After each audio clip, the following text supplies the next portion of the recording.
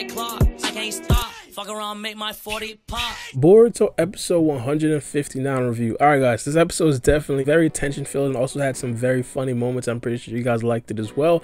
It wasn't necessarily the best, because we understand that in the upcoming episodes, Team 7 plus Mujino, they're going to be going into a quote-unquote lawless village and everybody is going to be extremely on edge. So of course this episode isn't necessarily that, but there's also some very important and interesting things that did happen in this episode. Now the last episode left off when Team 7 was about to fight the guy that was built from Hashirama cells. I did kind of predict that he had Hashirama cells built into him, and we were absolutely correct. Now during this whole situation, I just felt extremely mad, because I thought that Sarada would easily be able to handle the situation if she were to put the guy under a genjutsu. At this point, with him pretty much on a rampage, he probably wouldn't be able to reverse any type of genjutsu, and even the subtlest genjutsu, which Sarada does have the ability to do, would have possibly handled the situation. But it turns out that that didn't happen, and I'm pretty sure the writers did that because they understood that victory was supposed to take him from the jump. They had to write the story as such. I thought that Boruto should have definitely been able to do a lot more, but because he's still in his ways of him still trying to talk no jutsu to everybody, not necessarily trying to actually fight against the guy that they actually want to save,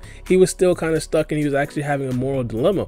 Everybody else, they were on the same page. They understood that they had to pretty much destroy that guy to get him under wraps and pretty much to get him passed out so they could pretty much deliver him back to his family. But even then, I think that would have definitely been a bad idea. They had to figure out why he was like that and try to revert him back to his normal self before they did actually deliver him back to his wife and family back home. But coming into this episode, from the spoilers, we understood that Victor was going to inevitably take him away, and Boruto and the rest of Team 7 were going to eventually fail in their mission. Now I want to know, how is this going to go about? Was it going to look extremely sketchy the way that Victor actually took the researcher? And it turns out that it wasn't sketchy at all. Victor actually gave valid reasons upon why he was going to take away the researcher. He pretty much told Team 7 like, yo, you don't know how to handle the situation. He was kind of right. It did look like a mess at the end of the day. It could have went 1000% better if Sarada would have just put that man under a genjutsu, but that did not happen. One of the things that I really thought that this episode should have actually had was more scenes of the Kado organization. We understand that there's two people that are already confirmed in the Kado organization. There's Victor, there's a person that we've seen in the last episode for a tiny bit, which is Deepa. Now coming into this episode, Mitsuki's sickness was definitely a point of contention. We understood that Mitsuki was going to be sick because of the spoilers. Now I thought that Mitsuki was going to be sick mainly because of something that Victor did. It turns out that that wasn't the case at all. It seemed like the title of this episode was Hashirama cell for a reason, and Mitsuki was infected with the Hashirama cell. Now I don't know what kind of Hashirama cell they got floating around the village hidden in the valley, but the Hashirama cell that we grew up knowing in the Hidden Leaf Village, it was like complete gold. It wasn't even a question if you could actually control the Hashirama cell, even though we understood that there was definitely a gray area to people that couldn't really control the Hashirama cell. Majority of people that we've seen playing with the Hashirama cell, they pretty much use it to the best of their ability. Danzo, Obito, Madara, etc. Even though those characters are extremely strong, I do want to point that out. But regardless, this right here seems like the Hashirama cell is like the great plague. Everybody that has it gets completely sick and almost ends up dying or going crazy. The doctor that they went to actually said that the only reason why Mitsuki survived it is because Mitsuki is quite literally built differently. He's just a different breed. Now the doctor that was there is a conversation in itself. Coming into this episode, I thought that the doctor was extremely weird. We didn't even really know if that was going to be the doctor. It turns out that we thought, right, that was actually the doctor that they went to take Mitsuki to because he was sick.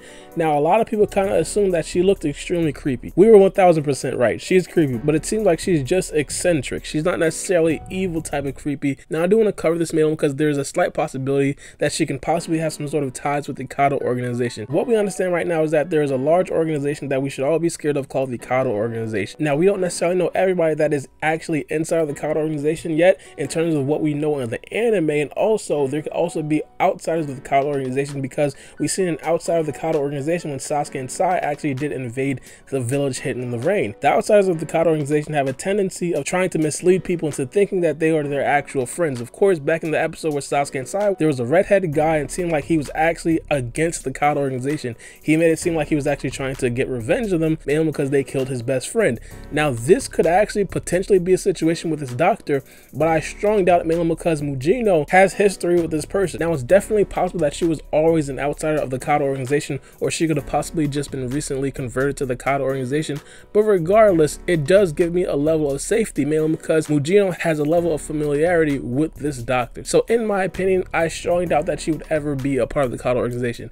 I just think that she is extremely weird. The scene when she healed Boruto was absolutely hilarious. Also, the scene when she completely passed out and came back up like the Undertaker in a couple of seconds when she did see everybody else coming to the actual emergency room with Mitsuki and everything. Now, one of the more important things that I do want to talk about is the fact that she did request Mitsuki to stay at the doctor's office to possibly get some antibodies to fight against the Hashirama cells. That is important mainly because that possibly takes Mitsuki away from any future missions that Team 7 is possibly going to go on. Not to mention the fact that Team 7 is going to be going in a village that is extremely lawless, and I could bet my bottom dollar, as the white people say, that they're most likely going to come into some sort of conflict in that village. But as I said, this episode is definitely a very good one. It did give us some stuff to look forward to, and I'm pretty sure you guys are hyped for the next episode as well when we do go into that village that is pretty much all rogue ninjas and extremely lawless. But let me know what you guys think about this episode in the comment section below. But it's me, your boy Baara B, and we out. It's a knife.